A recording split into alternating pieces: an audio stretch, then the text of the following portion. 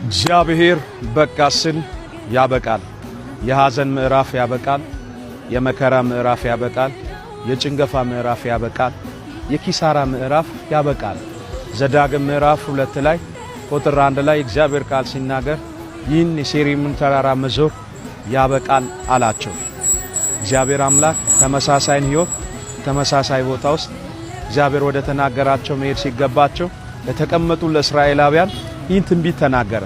በመላው ዓለም የምትገኙ እንዲህ ብዬ ልጸልይላችሁ፣ እግዚአብሔር ከማይመጥናችሁ ስፍራና ሰፈር ይዟችሁ ይወጣል።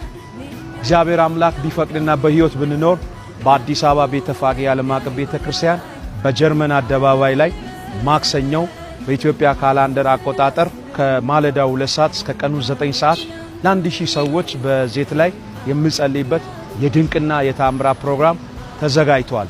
በዚህ ፕሮግራም ውስጥ መታችሁ መካፈል የምትፈልጉ በተለያየ ስርዓት ውስጥና በር የተዘጋባችሁ በጭንገፋ ውስጥ ያላችሁ እግዚአብሔር አምላክ ቢፈቅድ በዚህ ጊዜ ተገኝቼ ስለማገለግል ማክሰኞ ታኅሳስ 14 ከማለዳው 2 ሰዓት እስከ ቀኑ 9 ሰዓት የተዘጉ በሮች ይከፈታሉ፣ የተወሰዱ ምርኮች ይመለሳሉ።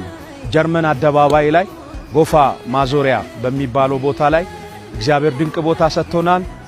በዛ ስፍራ ላይ ሚኒ አዳራሽ ሰርተናል። ድንኳን ይዘጋጃል። እግዚአብሔር ድንቅ ጊዜ ይሰጠናል። እንዳትቀሩ። ተባረኩ።